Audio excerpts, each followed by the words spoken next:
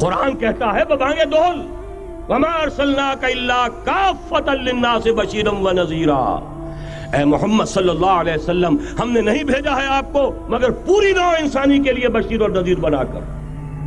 تو جان لیجئے کہ یہ مقصد بعثت محمدی صلی اللہ علیہ وسلم بتمام و کمال اس وقت پورا ہوگا جب کل عالم انسانیت پر، کل روئے ارضی پر اللہ کا دین اسی طرح غالب ہو جائے گا جس طرح کہ محمد رسول اللہ والذین معہ صلی اللہ علیہ وسلم ورضی اللہ تعالی عنہم اجمعین، ان کے ہاتھوں سے، ان کے ایثار سے، ان کی قربانیوں سے، جن کا نقشہ آپ کے سامنے مولانا کھینچ چکے ہیں، ان کے احسان، ان کی قربانیاں، ان کی محنت، ان کی جفا کشی، ان کی سرفروشی، ان کے جان تن من دھن لگا دینے کے نتیجے میں جیسے اس وقت غالب ہوا تھا کل روئے ارضی پر غالب ہوگا، تب کہیں جا کر مقصد بعثت محمدی مکمل ہوگا۔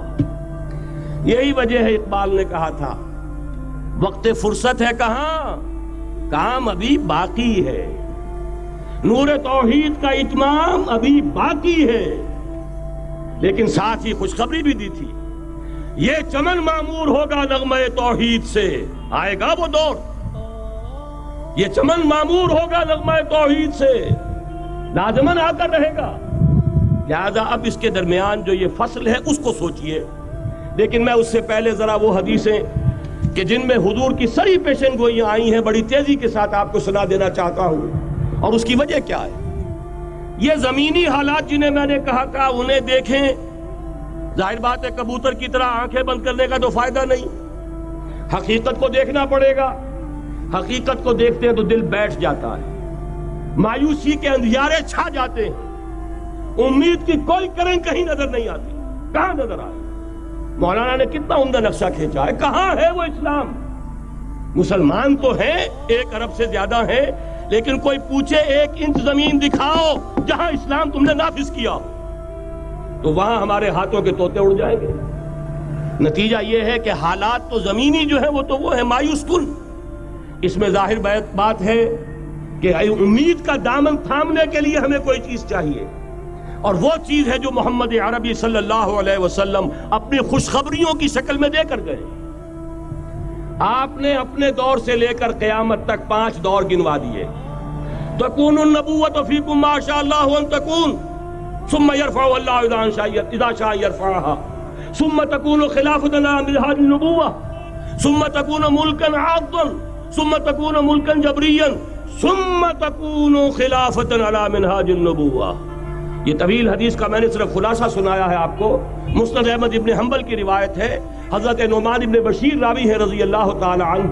پہلا دور دور نبوت، دوسرا دور دور خلافت علی منہاج النبوۃ، نبوت کے نقش قدم پر خلافت جسے ہم خلافت راشدہ کہتے ہیں۔ تیسرا دور مسلمانوں کی حکومتیں، لیکن وہ ملوکیت کا دور، ملکن عاضن، اور ان میں ظاہر بات ہے کہ عاضن بھی تھی، جہاں ان میں خوبیاں تھیں وہاں برائیاں بھی تھیں۔ وہی حجاج ابن یوسف جس نے ایک مسلمان لڑکی کے خط کے اوپر فوج بھیجی ہے، وہی حجاج ابن یوسف ہے کہ سینکڑوں تابعین کے سر اس نے قلم کرائے ہیں، وہی حجاج ابن یوسف۔ وہی خلیفہ کہ جس نے فوج کشی کی اجازت دی تھی سندھ پر، وہی خلیفہ ہے جس نے بلا کر محمد ابن قاسم کو شہید کیا ہے کہ یہ پاپولر ہوتا چلا جا رہا ہے، ملوکیت کے لیے تو اس سے بڑا خطرہ اور کوئی نہیں۔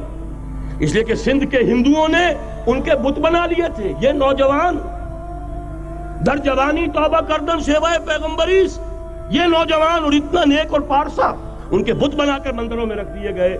اندیشہ ہو گیا کہ یہ تو پاپولر ہو گیا تو ہمارے خلاف بغاوت کر دے گا، بلا کر شہید کر دیا گیا۔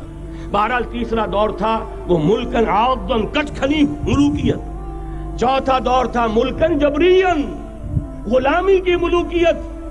پہلے کم سے کم بادشاہ مسلمان نام کے تو تھے، اب تو ہم ملکہ برطانیہ کے زیر نگیں تھے، تاج برطانیہ کے غلام تھے، کہیں بلندیزیوں کے غلام تھے، کہیں کسی اور کے غلام تھے، کہیں اطالویوں کے غلام تھے، کہیں فرانسیسیوں کے غلام تھے۔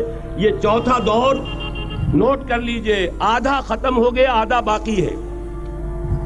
براہ راست غلامی کا دور ختم ہو گیا، لیکن ریموٹ کنٹرول والی انہی کی غلامی اب بھی چل رہی ہے۔ فیصلہ وہی ہے جو مولانا نے کہا، تسبیح یا امریکہ یا امریکہ یا امریکہ، وہی لوگ، وہی ذہن، وہی ان کی بود و باش، وہی ان کی معاشرت، وہی ان کی سوچ، وہی ان کے اقدار، وہی ان کے نظریات، وہی ان کی معاشیات، وہی ان کی معاشرت، ہر شے وہی ہے، صرف رنگ کا فرق ہے اور کچھ نہیں۔ نظام ابھی وہی ہے، چلانے والے بھی انہی کے پرستار ہیں، بلکہ ریموٹ کنٹرول سے وہی چلا رہے ہیں۔ وہ تو آپ کے بجٹ کا بھی فیصلہ کرتے ہیں، آپ کی الیکٹریسٹی کے ریٹس بھی معین کرتے ہیں۔ تو حال یہ ہے کہ ابھی وہ چوتھا دور ختم نہیں ہوا، فرق صرف یہ ہے کہ ڈائریکٹ کی بجائے ریموٹ کنٹرول ہے۔ لیکن حضور کی خوشخبری یہ ہے ثم تکون خلافۃ علی منہاج النبوہ، پھر ایک دور آئے گا خلافت علی منہاج النبوہ کا۔ یہ محمد الرسول اللہ کی نوید ہے، وہو صادق المصدوق، وہ سچے ہیں، ان کی صداقت پر خود اللہ گواہ ہے۔ لہذا وہ دور آ کر رہے گا، اس میں کسی بھی بندہ مومن کے لیے کسی شک و شبے کی کوئی گنجائش نہیں۔ اگلی حدیث اگلی سنیے، اب جب یہ دور آئے گا تو عالمی ہوگا، جیو ورلڈ آرڈر نہیں ہوگا، جسٹ ورلڈ آرڈر ہوگا۔ یہ نیو ورلڈ آرڈر NWO، حقیقت میں جیو ورلڈ آرڈر ہے JWO، لیکن اسی کو بدلنا ہے جسٹ ورلڈ آرڈر آف اسلام، اور وہ گلوبل ہوگا۔ دو حدیثوں کا تذکرہ کر دوں۔